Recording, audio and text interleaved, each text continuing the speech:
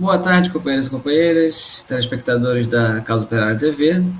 Estamos começando aqui mais um programa da Saúde Revolucionária, seu programa aí das quintas-feiras, tratando dos temas do movimento estudantil, da juventude brasileira e internacional como um todo, falando aí das notícias quentes, das polêmicas, das questões aí que nós abordamos toda semana nesse programa nas demais imprensas da Causa Operária. Antes de começar, antes de apresentar os próximos companheiros, queria lembrar aí para os companheiros que nós somos constantemente boicotados aí pelos grandes monopólios de imprensa. Então, quem está assistindo pode dar uma grande força curtindo, compartilhando o vídeo. É aí o melhor método que a gente tem de alcançar o máximo de pessoas possível, já que vamos ser aí censurados de certa forma, né? Não vamos ser divulgados pelas plataformas online. Então, se você curtir e compartilhar, ajuda muito. Também é possível se tornar membro do canal, que aí com uma pequena contribuição você ajuda muito a Causa Operária TV, né? Se cada um dos nossos inscritos no canal ou outras pessoas aí que assistem a Causa Operária TV contribuíssem um pouquinho, teremos aí já uma boa fonte de renda para nossos equipamentos, aumentar aí nossa grade, melhorar cada vez mais a Causa Operária TV, a sua imprensa operária revolucionária. Então, eu estou aqui, né? Eu sou aqui diretamente do Rio de Janeiro, sou o Vinícius Rodrigues, e comigo também está o companheiro Paulo Henrique, também do Rio de Janeiro. Pode se apresentar.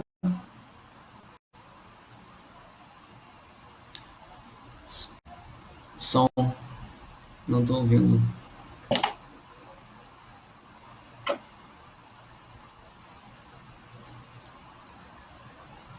Alô? Bom, foi. Eu acho que eu não tenho. Eu tenho som? Sim, você tem som, estamos ouvindo. Que bom. Eu acho que meu headphone está com um problema bem sério. Mas enfim, é bom estar aqui. Muito bom estar no programa. Boa tarde, companheiros. Boa tarde aos outros companheiros que vão se apresentar aí. Boa tarde à nossa audiência também. Beleza.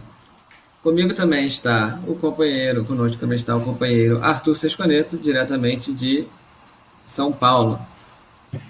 Pode se apresentar. Provisoriamente em São Paulo, em casa. Logo estarei na palhoça, espero eu.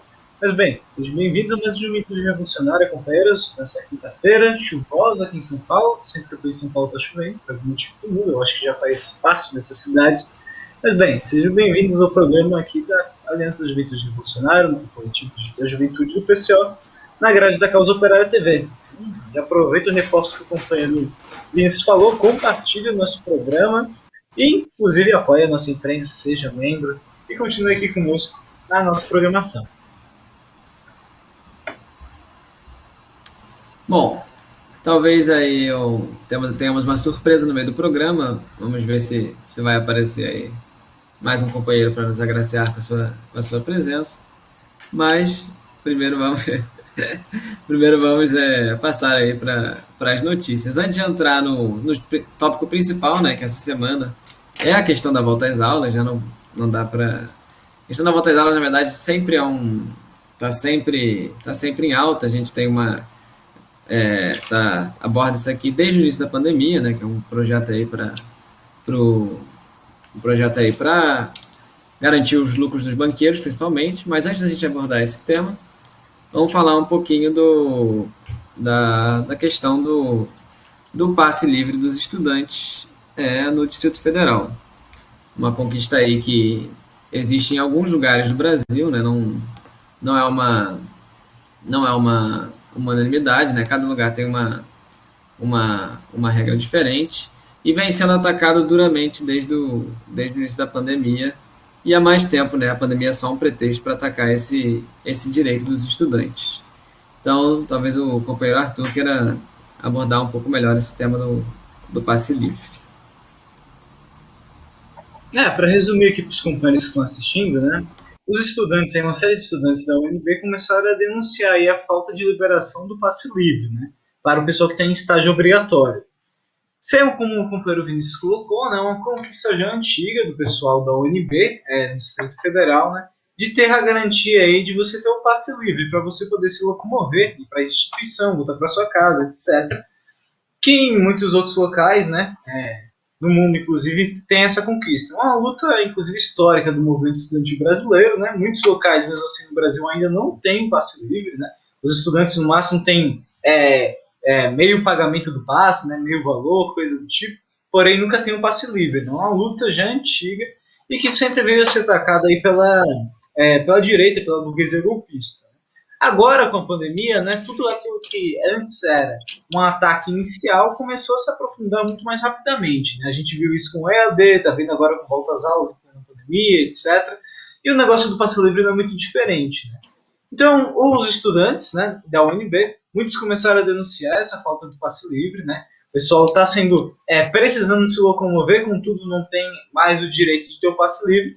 Inclusive, a própria universidade, ela fez uma declaração recente dizendo que ela está fazendo um envio de listas, né, dos estudantes ao CEMOB, que é a Secretaria de Mobilidade, aí, com o intuito de supostamente resolver o problema desses ditos 1.325 nomes na primeira leva, 338 nomes na segunda leva e outros 205 na terceira leva. Ou seja, é uma quantidade gigantesca de pessoas aí que perderam o seu direito.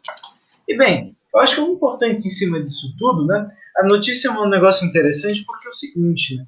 O Distrito Federal, né, e a própria NB, ela está sendo alvo aí de uma série de ataques, né, assim como outras universidades do país. A gente viu isso acontecer com a própria EAD no início de tudo, né? O EAD aí foi implementado com toda a força possível, inclusive os alunos atacados, aqueles que não fizeram. Iniciou-se aí até um movimento de revolta estudantil contra o EAD, do qual aí o DCE, né, assim como muitos DCEs aí pelegos que tem, não soube dirigir esse movimento, foi um movimento extremamente emperrado, culpa aí das direções do movimento estudantil, né? A gente da JR, inclusive, teve uma participação presente em todo o Distrito Federal nessa mobilização contra o EAD, né? E inclusive na participação de assembleias na UNB. E agora, com tudo isso, né, a gente está vendo mais um grande ataque. Eu acho que é importante colocar isso, porque também é importante colocar que isso tudo só acontece porque não há, por parte do movimento estudantil, não há por parte aí de organizações como a UNE, como a UBS, né, de uma campanha real contra o governo Bolsonaro e de mobilização dos direitos dos estudantes. A gente vê isso, por exemplo, no caso do EAD, né, onde nada foi feito, inclusive a gente viu uma série de organizações controladas aí pela OJS, por exemplo, que buscavam aí doar celulares, computadores, coisas do tipo, para facilitar o acesso ao EAD, como fosse esse o problema, né? E agora a gente está vendo com volta às aulas que, por exemplo, organizações como a UBS e a UNE estão aí em muitos locais tentando fazer a volta às aulas o mais, digamos, segura possível, que é um negócio também extremamente absurdo, né? A política, no final das contas, do escolas abertas, aquele movimento que a gente comentou na última quinta-feira aqui, que veio justamente do Sands Paul School, em São Paulo, um movimento aí de pais da burguesia que visava abrir a escola, e eles falavam justamente a mesma coisa que a UNE está falando agora. Então a gente vê muito bem que isso aí precisa ser denunciado, mas precisa ser com base também a organização, né, tirar com base a organização do movimento estudantil contra esses ataques. Né? Bom, eu acho que é isso. Eu gostaria de passar a bola para os companheiros, debater um pouco esse problema do passe livre e até retomar um pouco nessa luta histórica do movimento estudantil. Né? Passo para ti de novo, Vinícius. Falando rapidamente sobre o passe livre, antes de entrar propriamente no tema do EAD, que você já iniciou, acho que é uma pauta realmente histórica, né? A gente vê aí, por exemplo, as grandes mobilizações de 2013 eram, pelo menos eu participei delas, né? E no início, quando elas se retinham aí ao passe livre, era um movimento estudantil, né? Que participava, que organizava as mobilizações. Também é uma pauta muito antiga da JR e é um ataque muito antigo também da burguesia, né? Que quer impedir os estudantes de se locomover. Eu lembro que aqui no Rio de Janeiro, por exemplo, quando eu estudei quando a minha irmã, que é mais velha, estudou na escola pública, ela começou e tinha acabado o passe livre universal. Era ônibus de graça qualquer hora. Aí tinha passado para 8 por dia. Quando eu entrei, era 6 por dia. Quando eu saí, era 5 por dia. 5 passagens por dia. Depois virou 4. E agora, dependendo da escola, se você tem que ir para a escola e bater como se fosse bater um cartão para você conseguir a sua passagem de volta. Senão você não tem passagem. Esse aí é o ataque que está tendo nas escolas públicas, nas escolas. Nas universidades nem se fala, né? O ataque é muito grande quando começou o Covid. Aqui no Rio de Janeiro, por exemplo, mas eu sei que teve em São Paulo e outros estados, rapidamente cortaram as passagens dos alunos como se fosse aí com a desculpa de evitar aglomeração, né? E agora eles querem reabrir as escolas e até agora não vi nenhuma notícia aí de que nas escolas que não reabrirem, eles vão, nas universidades que não estão reabrindo, eles vão liberar esse passe livre, né? Mostrando que, deixando bem escancarado aí que não tem nada a ver com aglomeração, é toda uma questão de lucros, né, dos empresários de ônibus e dos outros transportes que não querem perder não querem bancar nenhum estudante aí, querem lucrar em cima da juventude, que é um setor bem marginalizado e que sente muito aí com o peso dos transportes caríssimos do Brasil. Mas antes né, na verdade, acho que a gente pode entrar no nosso tema do EAD, né, porque apesar da volta às aulas ser o tópico principal, eu queria dizer que é um tópico que a gente costuma discutir aqui no programa da juventude, que concerne a juventude, mas ele virou aí um escândalo nacional essas últimas semanas, né? A gente vê que estão morrendo aí mais de 1.000 pessoas há 20 dias por dia no Brasil. Na verdade, a gente está batendo 1.300, né? Então é um negócio completamente absurdo, é um escândalo nacional, a questão da volta às aulas presenciais. Mas não onde ela não está sendo aplicada, a política do EAD, né? Que o companheiro Arthur já iniciou aí. E o EAD ele tá sendo imposto aí, principalmente nas universidades, né? Que são um pouco mais organizadas que as escolas, né? O movimento estudantil tem uma resistência maior e também tem um interesse econômico menor do que a questão das escolas. Então, ainda estão aí com o modelo de AD muitas universidades. Apesar de uma parcela das universidades também estarem sendo pressionados para a volta às aulas presenciais, né? Então, a perspectiva aí é de que a gente siga como se estivesse funcionando, né? Que a gente sabe que o EAD não funciona em lugar nenhum do Brasil. Não sei se tem algum lugar do mundo que o EAD funciona, né? Nenhum dos países ricos, dos países imperialistas, funciona muito bem isso, de ensino à distância, pela internet. Mas aqui a gente vai seguir como se nada tivesse acontecendo. As escolas privadas, as universidades privadas, estão para reabrir aí no dia 1º de março, de acordo aí com a Associação dos Reitores Brasileiros, Associação Brasileira de Mantenedores de Ensino Superior. E as universidades públicas têm uma variedade um pouco maior, né? Cada uma tem uma certa autonomia, mas a tendência é que retornem aí todas as aulas, que as aulas retornem no EAD, essa farsa completa que está assolando aí o país desde o início do Covid. Uma boa parte dos alunos não consegue nem fazer, a maior parte não consegue aproveitar, né? Nas escolas é uma farsa completa, a gente já viu aqui no Rio, a última pesquisa, a pesquisa que saiu, né, mostrou que 10% estava acompanhando, né? Ou seja, 90% não tinha feito a aula, era uma fraude completa, mas não é muito diferente das universidades. Então a gente vê aí que o EAD, por exemplo, de acordo com as pesquisas, né, dessa associação que eu citei, o índice aí de pessoas adiando o início da graduação, sabendo que vai ser EAD, era de 24% em novembro. E agora, em 2021, já é de 40%. Mostrando aí que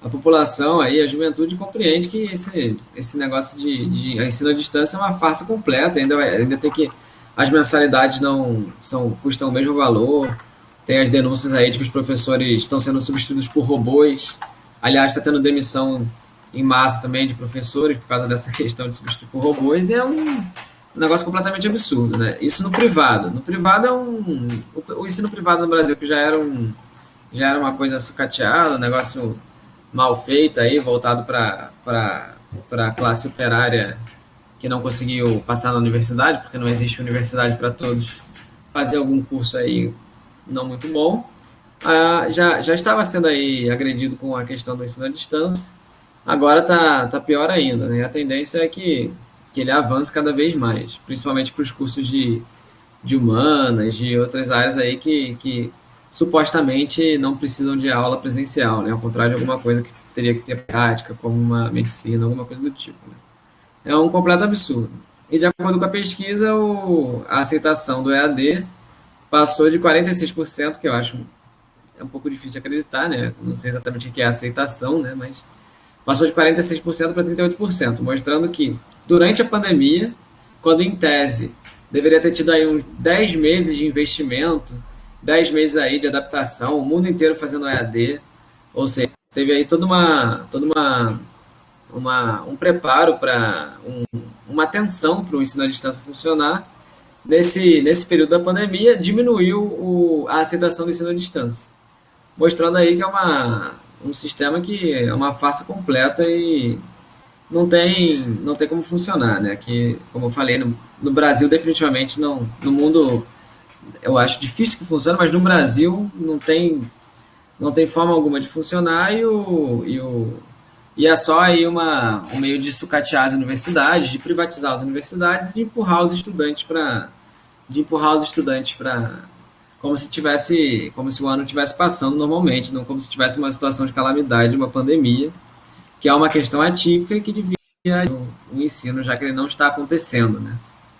Isso aí é o que vem acontecendo com o EAD no Brasil. Acho que antes da gente abrir o debate, o Paulo poderia noticiar aí sobre o que está acontecendo lá no Distrito Federal também, mais um ataque aí no Distrito Federal, além da questão do passe livre. Sim, Fala, sim. Paulo. Vocês estão me ouvindo? Sim, estamos ouvindo. Ok. Só para evitar eu falar sozinho aqui, que nem da última vez. Enfim, exatamente, a gente pode falar um pouquinho sobre a situação na rede pública de ensino do DF, né, do Brasil, com poucos dias para o prazo da confirmação das matrículas, né, nas redes públicas. Nós temos um pouco menos que 20 mil estudantes que simplesmente não enviaram até agora, né, os documentos para assegurar aí essa vaga. Né? Se não me engano, a data é até as 8 horas de hoje. E a gente ainda tem mais ou menos 20 mil pessoas, né? Dos 31 mil candidatos, né, candidatos são novatos, né, que se inscreveram para o ensino regular, né, na rede pública, só 10 mil confirmaram a matrícula. Entre os mais de 2 mil inscritos no EJA, por exemplo, você também vê números similares, né, até menos pessoas, só 224 2000, né, que é um pouquinho mais que 10%, dependendo do número, enviaram os documentos para se matricular nessa volta às aulas que está acontecendo. O prazo para os estudantes ele termina, na verdade, 11 horas dessa quinta, mas eu acho que isso importa muito pouco, né? Porque isso demonstra o fato de tanta gente não se matricular, abandonar abandonar a matrícula, ou então simplesmente não realizá-la, né? Isso demonstra essa desconfiança completa, como os companheiros falaram aqui, com essa política de volta às aulas, né, que é imposta pela burguesia, que também é muitas vezes apoiada quase unanimemente, né, pela esquerda. Você vê todas as instituições supostamente estudantis, né, até a própria UMES, você vê o conceito de volta às aulas segura sendo posto. Você vê, por exemplo, o próprio Boulos, ele é um ávido defensor da questão da ideia de voltar às aulas, mas eu acho que esses dados aqui, eles demonstram que isso não é uma medida popular de nenhuma maneira. Isso é uma medida da burguesia. Isso é uma campanha que, desde o início, é da burguesia e tem motivos de lucro, principalmente. Né? Essa desconfiança, a meu ver, ela se estende também contra esse conceito de segurança, já que 20 mil famílias do DF ou deixarão de fazer ou não se sentem seguros para refazer essa matrícula na rede estadual. Né? Nós temos que ter em mente também que as famílias desses alunos estadual, mesmo os que mais são geralmente os que mais compreendem o efeito dessas doenças, né? Já que são eles os abandonados, né? Geralmente as pessoas que mais sofrem com os efeitos do Covid. Então, eles têm uma compreensão melhor do motivo E, claro, não apenas isso, mas eles também tiveram várias demonstrações ao longo desse ano para desconfiar da questão das voltas às aulas. Né? Assim, quando nós falamos, que a gente fala desde o início, né, quase um ano, que a reabertura das escolas é um genocídio, assim, eu acho que isso não é um exagero e a população tem uma compreensão muito boa de. Bom, passa a bola aí para os companheiros desses pontos. Exatamente, eu acabei adiantando um pouco o tema da volta às aulas, né? Eu me confundindo aqui com a questão, porque esse negócio de ensino à distância, né, é meio confuso. O pessoal tem os retornos híbridos também, tem toda uma pressão para voltar no próprio EAD, né? Como a gente viu ano passado, teve uma resistência também a comunidade escolar teve uma resistência também ao EAD. Mas antes da gente passar para o ponto propriamente da volta às aulas, como está aí no título da volta às aulas presenciais e como está no título A Frente Ampla no Genocídio, queria ver se os companheiros têm algum comentário a mais sobre essa questão do ensino à distância, antes da gente passar para o próximo tema.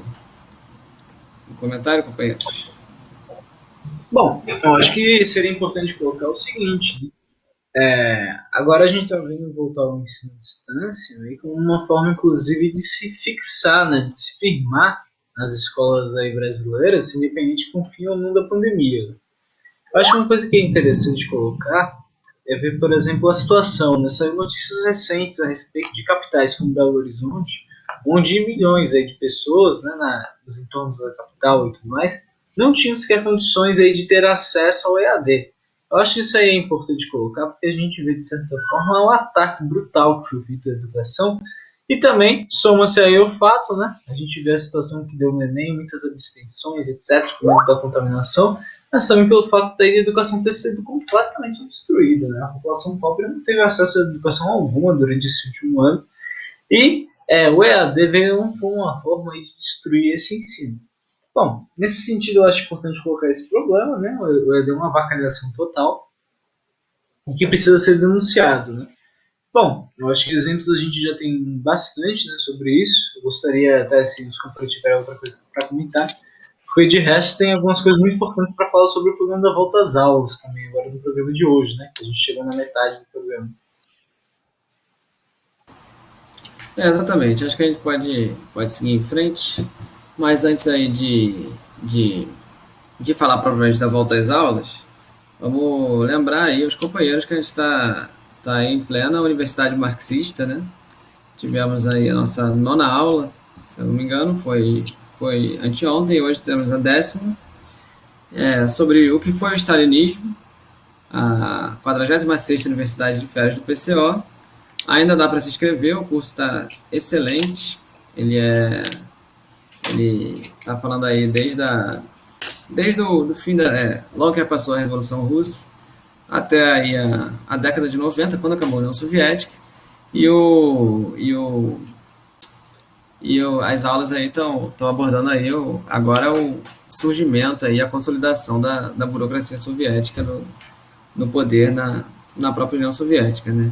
Então ainda dá tempo de se inscrever, acessa aí o curso com universidademarxista.com.br, não, universidademarxista.pco.org.br e se inscreva no curso, que está muito bom. Queria citar também aqui o nosso jornal Causa Operária. A gente tem matérias aí sobre o curso, né, para complementar. Eu achei muito interessante, né, porque tá aqui falando, esse aqui é o Zinoviev, não, esse é o Sverdlov. Temos uma matéria aqui falando sobre os militantes do Partido Bolchevique que fizeram a Revolução. E o que eu achei mais interessante foi a idade deles, a época que eles começaram a militar, né? Então você vê aí que o Sverdlov, por exemplo, começou com 17 anos de idade. Os outros militantes também começaram muito jovens aí e foram aí lutaram aí ao longo de 15 anos, 20 anos, alguns, e até acontecer a própria Revolução Russa, né? Então achei bem interessante aí que ver esse aspecto da juventude, né? Que é a linha de frente dos movimentos populares, né? Nos movimentos revolucionários. Isso não é só, não se viu só na Rússia, mas aí no mundo inteiro, né? A gente tem exemplos muito famosos como Che Guevara, próprio Fidel Castro e outros grandes lideranças populares. Tem uma aula específica do curso que aborda aí as grandes figuras da Revolução Russa e depois da ascensão da burocracia. Achei interessante de citar e mostrar também o nosso caderno cultural aí do Jornal da Casa Operária. Mas passando para a nossa temática aí, temática principal do programa, né, a Frente Ampla pelo Genocídio. É interessante, né, que a política de volta às aulas deveria ser uma coisa reprovada como um todo aí pela esquerda, né? Você vê que a maior parte da população, quando tem reabertura, mesmo onde não tem greve, você vê uma participação muito baixa da população e pouca gente levando os filhos para a escola. É porque, como eu citei, já estão morrendo 1.300 pessoas por dia no Brasil, de acordo com os números oficiais, né? Então deveria ser uma pauta muito simples para a esquerda e contra, né? Que é uma pauta extremamente impopular. As pesquisas que saíam, eu não estou vendo mais essas pesquisas, acho que a campanha é muito forte, não tem mais as pesquisas, né? Indicavam que 75%, 80% era contra a volta às aulas. E isso não era 1.300 mortes por dia. Isso era quando tinha menos de 1.000 por dia. Então a tendência é que esteja até pior, né? E aí a gente fica pensando, a gente daqui os companheiros aqui da JR, do PCO, os companheiros professores e companheiros como um todo do partido. Então, temos essa política contra a volta às aulas desde o início da pandemia, porque a gente sabe que é uma política completamente genocida, que envolve aí 50 milhões de estudantes saindo todos os dias, mais 2,5 milhões de professores e os outros trabalhadores da educação. Um negócio monstruoso você botar esse pessoal para sair todos os dias, no auge da pandemia. Deveria ser uma coisa muito simples para a esquerda não aceitar essa política, né? Mas a gente vê que existe uma frente ampla, a gente não vê só a política da frente ampla em relação a defender aí os golpistas, né? O Rodrigo Maia, o Dória, o Baleia Rossi, que agora já está em baixa, né? Porque perdeu a eleição do Congresso. Mas a frente ampla também se dá aí nessas questões da volta às aulas, né? Então você vê que os partidos de esquerda se uniram à burguesia para defender a volta às aulas. Tem um caso muito triste aí, triste, né? Infelizmente já esperado, né? Do PCdoB e do PCdoB e do PSOL, que tem uma presença forte no movimento estudantil e que estão aí aderindo à política de volta às aulas. Você quer comentar, Arthur? Bom, esse é um assunto bem interessante, né? Inclusive, vale destacar o seguinte, né? Foi discutido em Assembleia e tudo mais, greve dos professores em São Paulo, né, contra a volta às aulas justamente, né, uma mobilização aí parte da POSP, etc., visando, na base da mobilização, na base da luta dos professores, acabar com a volta às aulas na prática. Né. E um dos setores aí que se opôs à greve, que é um negócio muito interessante, foi o próprio PSOL, que é aquela coisa, né, PSOL, o partido aí que se fala socialismo e liberdade, defensor aí dos estudantes, não sei mais o que é uma forte inserção no movimento estudantil, inclusive, se postou de uma maneira totalmente direitista e se opôs à greve, né? E não só isso, a gente viu declarações recentes de figuras como Guilherme Boulos, onde sua conta pessoal do Twitter colocava questões como, por exemplo, a volta às aulas precisa ser garantida de maneira segura para a população. Porque o negócio também é absurdo, porque a volta às aulas não precisa ser garantida coisíssima nenhuma. Estamos aí em plena pandemia, né? O Vinícius inclusive falou aí dos dados, né? Em geral, a pandemia no Brasil se encontra aí no seu pico, né? Número aí muito maior do que a gente viu anteriormente. E em cima disso, o partidos aí como o PSOL estão se repetindo uma política muito semelhante à política vista aí pelo partidos como o PSDB, né? Por exemplo. E o PCdoB, né? Também estão aí no mesmo ritmo, né? A gente viu aí a presença de ambos aí, no caso, a respeito desse problema das voltas às aulas. O PCdoB de outro lado, né, ele não se opôs aí, não esteve presente, por exemplo, para se opor à greve dos professores da POS, mas por outro lado ele está à frente, junto com a JS, né, a sua organização de juventude, na frente de todas as principais organizações estudantis que existem no país. Né. E em cima disso, né, a UPS, né, a União Paulista dos Estudantes Secundaristas, controlada aí pelo JS, PCdoB, né, realizou aí nesse último dia 29 uma ação, né, eles foram uma série de secretarias municipais, saúde, etc., para apresentar um plano de construção de retorno seguro às salas de aula, né? Um negócio completamente absurdo, né? Se reuniram aí com secretários de educação de cidades, etc. Fizeram aquelas fotos aí totalmente vergonhosas que a gente vê nas redes sociais e defendendo volta às aulas de maneira total, né? Assim, a volta às aulas, inclusive, o Iago Montalvão voltou, né, numa entrevista na Carta Capital, que para a Uni a volta às aulas é urgente, né? Você vê o título daquela matéria, você fica na dúvida se é quem está sendo entrevistado é o suposto presidente de uma organização que defende os estudantes ou é um bolsonarista, né? Ou é uma figura aí defensora do João Dória, né? Porque na prática a política é basicamente a mesma. Volta às aulas de forma urgente a política da direita golpista, né? E a gente vê exatamente que isso aí é a política da Frente Ampla em geral. A política da Frente Ampla é não impedir aí, de maneira total, que a esquerda tem uma política própria e assim fica completamente reboque da direita. Né? Fica da reboque da direita e é isso que significa. Volta às aulas urgente, empurrar os alunos aí para um genocídio, etc., a juventude em geral, que é uma política que não faz sentido algum. Né? Ela, inclusive, é totalmente contrária ao interesse da base da própria Uni. Né? É um negócio totalmente impopular.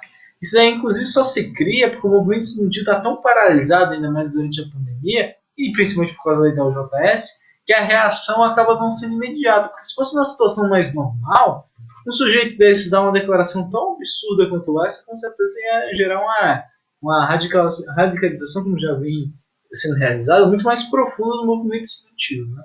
E, bom, eu acho que em cima disso a gente precisa colocar esses problemas, né? Voltar às aulas ao completo genocídio. E a Frente Ampla está servindo basicamente para apoiar isso. Eu acho que isso é um negócio extremamente importante para fazer denúncia aí à política da UJS, do PCdoB e do PSOL. Né? Exatamente. Acho que temos aí mais um caso também do DCE, da CEUB, que é o Centro Universitário de Brasília. Eles estão defendendo aí a volta às aulas presenciais, porque os alunos não estão se adaptando ao modelo remoto em sua maioria. Então, acreditamos que, no momento, as aulas devem voltar de forma híbrida e gradual. Então, é aquele negócio, né? A burguesia te apresenta duas alternativas. Ou você faz o EAD, ou você volta às aulas. E aí, presenciais. E o DCE vai lá e aceita. Essa aí é a política da Frente Ampla. Ficar a reboque da burguesia, né? Que é mais ou menos também o que acontece na questão da saúde como um todo, né? Porque a questão da volta às aulas, ela está submetida ao fim da pandemia, né? A nossa palavra de ordem é volta às aulas só com vacina e com o fim da pandemia.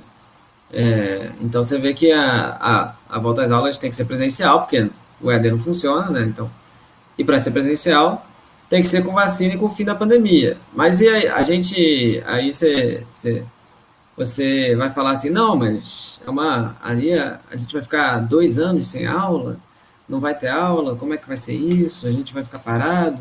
Mas não é bem assim, né? A gente vê que a pandemia ela vai se estender aí, não é uma questão que ela tem um tempo para terminar e ela vai durar não sei quantos anos. A política da direita, a política da burguesia é de não fazer nada. E não fazer nada vai fazer a pandemia se estender indeterminadamente. Por exemplo, a vacinação. A vacinação não está acontecendo. Então, se for seguir aí a política da burguesia, a pandemia, a gente não vai vacinar a população e vai continuar acontecendo aí. Vão continuar morrendo milhares de pessoas e isso vai se estender. Você vê aí países como Cuba, por exemplo, que trataram a pandemia, que o número de mortes não passou de 1.000, né? E a pandemia está, de certa forma, controlada. Outra coisa que deveria ser feita também é criar uma vacina brasileira. Então, tem diversas pautas aí para acabar com a pandemia no Brasil, para controlar a pandemia no Brasil. Isso são as pautas que deveriam estar sendo apresentadas pela esquerda, como um todo.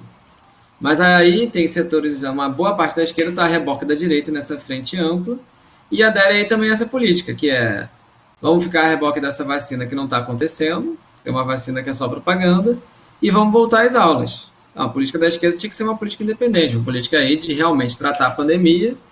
E se a pessoa está realmente, se não é pura demagogia, como faz aí a Unicef, os governos de direita, né? Se você realmente se importa com a educação das pessoas, você deveria estar se importando com lidar com a pandemia e controlar a pandemia, e aí sim poder voltar à educação. Isso deveria ser a política da esquerda, né? Unir a esquerda aí numa política própria, e não essa política a reboque da burguesia, que envolve tanto ficar a reboque dos cuidados aí com o coronavírus, que não existem, quanto mandar todo mundo para a escola e para a morte, né? Para aumentar mais ainda o número de mortes da população. Um negócio completamente absurdo a esquerda ficar a reboque, né? A gente vê a política de frente ampla, ela vai aí desde a questão da eleição, né, da eleição presidencial, até essas pautas aí ligadas diretamente à juventude, como a volta às aulas. Antes de passar para as próprias notícias, né, da volta às aulas, especificamente, não na polêmica com a esquerda, queria ver se os companheiros têm mais algum comentário, ou a gente vai rapidamente aí sobre as notícias da volta às aulas em si. Comentários? Bom, vamos lá então. A gente tem aí a polêmica aí com a esquerda, né, que está apoiando essa política, e a gente já vê o desastre acontecendo. A volta às aulas estava marcada aí em São Paulo para dia 8, já começou a greve dos professores, teve voltas às aulas aí variadas, e a gente já vê aí as primeiras notícias dos surtos de Covid acontecendo. Acho que o companheiro Paulo tem mais informações sobre esse assunto. Sim. Você está me ouvindo? Agora eu vou checar sempre se eu estou sendo ouvido, para não repetir a situação do começo do programa, né? Afirmar justamente o que o Vinícius falou, né? A questão do aumento do número de casos de Covid, né? Por exemplo, em São Paulo, as aulas voltaram agora, em 8 de fevereiro. Né?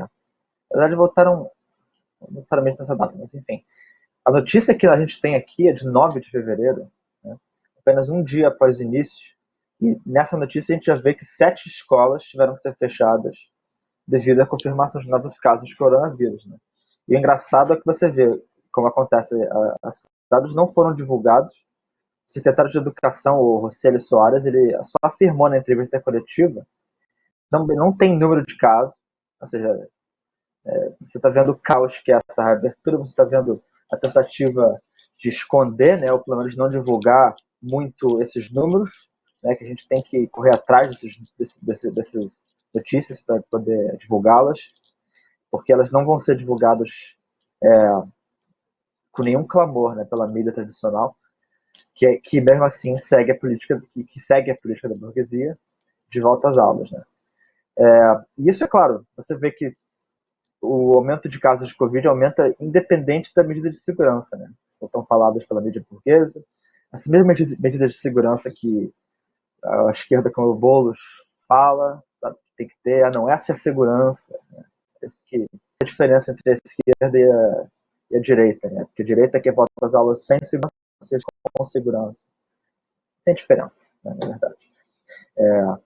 Junto ao aumento desses casos, né, em Campinas, São Paulo e várias outras cidades do estado, a burguesia não está nem aí, ela vai continuar na campanha das voltas às aulas. Né? Isso é porque, a gente já fala isso aqui há muito tempo, só para não ter dúvidas nenhuma, a campanha da volta às aulas que a burguesia prega não tem nada a ver com o bem-estar dos estudantes, ou com o bem-estar da educação brasileira, ou nada disso. É puramente econômico em benefício da própria burguesia. A imprensa pensa que essas escolas estariam preparadas para receber os alunos, só que isso também não é muito divulgado. Nós já corremos atrás das notícias de que, na verdade, tem inúmeras deficiências. Né? Eles relatam não ter nem álcool ou gel para os alunos. Algo que não é um problema novo, né? Desde que se tem essa questão da aula presencial, você também vê uma falta de álcool, gel, uma falta de organização, uma falta até das implementações das medidas fundamentadas também não resolve a situação. O problema não constitui-se de fato no fato de que se há ou não uma estrutura nas escolas, né, capaz de atender os alunos, ela funciona ou não. Esse não é o problema, né? A luta que importa, né, é coisa que a esquerda não está, pelo visto, conseguindo chegar a essa conclusão, né? A luta que importa não é em defender a segurança da escola, é na necessidade de impedir, né, pela mobilização popular nas ruas, piquetes, greves, né, impedir esse genocídio da juventude, que é a abertura das escolas, que é a volta às aulas. Né? É um absurdo as aulas presenciais em pleno pico de pandemia que a gente está vendo. A contaminação nas escolas da juventude, dos profissionais de educação, já vem causando fração ainda maior dessa pandemia. As famílias e os demais trabalhadores estão diretamente em contato com milhões de jovens que vão para essas aulas presenciais, que estão sendo forçados a arriscar suas vidas para essa política de lucro da burguesia. Né? Agora, a gente tem piquetes que foram realizados no último dia 8 em diversas escolas em São Paulo. Nós aqui do PC, nós temos que esses piquetes, que essa mobilização, né, essa é a política acertada. Né? Precisa ser ampliada para todos os lugares, não importa o estado. É isso que a gente defende, na verdade, que a gente tenha uma mobilização popular, não para a segurança da volta às aulas, mas pedir essa loucura, né? Até que se tenha uma vacinação e uma real segurança. Agora não vai acontecer nos governos atuais, como a gente está vendo aqui. Né? Enfim, eu passo a bola para os companheiros discutir essa questão. Bom, acho que estamos aqui terminando o programa, né? Vamos noticiar uma mudança aí no conceito no Sul, né? Com o governador Ratinho Júnior. Vou deixar o Arthur falar, né? É um negócio tanto peculiar. Pode falar, camarada. Bom, notícia super rápida, então, para a gente terminar nosso programa, né? O golpista aí, o Ratinho Júnior, né, tá buscando reproduzir no estado do Paraná, que já foi feito em uma série de outros estados, como São Paulo, Mato Grosso do Sul, etc., que não apenas a volta às aulas vai acontecer, mas também eles vão proibir o fechamento das escolas e a realização de greves, ou seja, oficializou uma espécie de ditadura no estado do Paraná por completo, né? Você não vai poder fazer greve, você não vai poder impedir que as escolas fiquem fechadas, etc. Tudo isso para fazer na marra, uma política extremamente ditatorial, com que as outras aulas aconteçam no Estado, aí, impulsionando a economia burguesa, que já está extremamente falida. Né?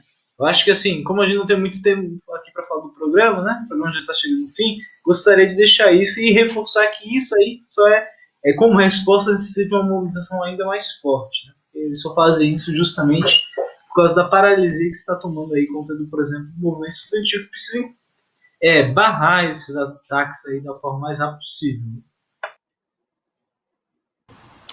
Exatamente, você vê aí os meios ditatoriais para impor a volta às aulas e você vê aí a propaganda absurda que é feita em cima disso, né? A Jovem Clã, né?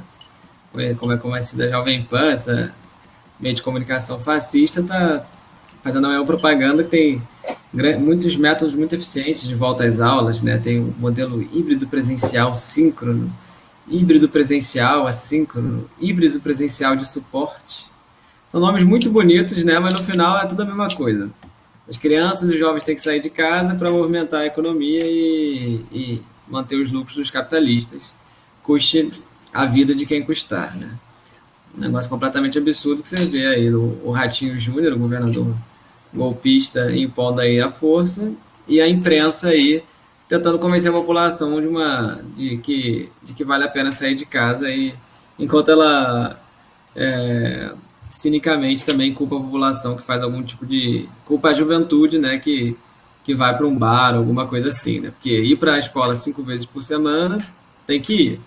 Aí, na sexta-feira, aí no bar, aí o Covid aí acionou, né? O Covid, ele respeita a educação dos jovens, completamente absurdo. Então, antes de fechar o programa, queria lembrar aí a todo mundo que a greve dos professores de São Paulo está acontecendo aí desde o dia 8. Aderiu aí também os professores municipais, já aderiram à greve também. A gente está com um programa na Casa Operária TV, chama Comando de Greve. Ele passa aí às 8 horas da noite, 20 horas. E a gente gostaria também de lembrar que o companheiro Rui Costa Pimenta está participando agora do DCM às quintas-feiras de manhã, por causa do nosso curso, que é toda terça e quinta às 19 horas, aliás, quem quiser fazer o curso sobre o stalinismo. Agora o Rui Costa Pimenta aparece no DCM às 9h30 no programa de café da manhã do DCM. Então ele já apareceu lá, o vídeo está salvo para quem quiser ver, muito bom. E aí queria só fechar, né? Os professores entraram em greve e estão com um programa novo do comando de greve, né? Eu acho que a gente deveria mirar aqui que os estudantes também entrem em greve e ou a gente divida esse programa aí com eles ou a gente tem o nosso próprio programa de comando de greve, né? Estamos precisando aí. É só assim que a gente vai barrar a volta às aulas. É greve, é piquete, como o companheiro Paulo falou, né? Esse é o caminho. É na luta, nas ruas. Então, infelizmente, companheiros, acabou nosso tempo. Vou me despedindo aqui. Mas antes vou passar aí para os companheiros se despedirem. Paulo, pode se despedir. Bom, tchau, tchau, companheiros. Até o próximo programa. Tchau, tchau a todos os nossos telespectadores aí. E até a próxima. É isso aí. Companheiro Arthur. Tchau, tchau. Até a próxima quinta-feira. Isso aí, o programa da Juventude Revolucionária vai ao ar todas as quintas-feiras, às 14 horas. E aí, logo que terminar agora no nosso canal 24 horas, vocês vão poder assistir aí o programa Música de Classe. É isso, companheiros. Eu sou o Vinícius. Semana que vem estamos de volta. Um abraço a todos. Tchau, tchau. Tchau, tchau.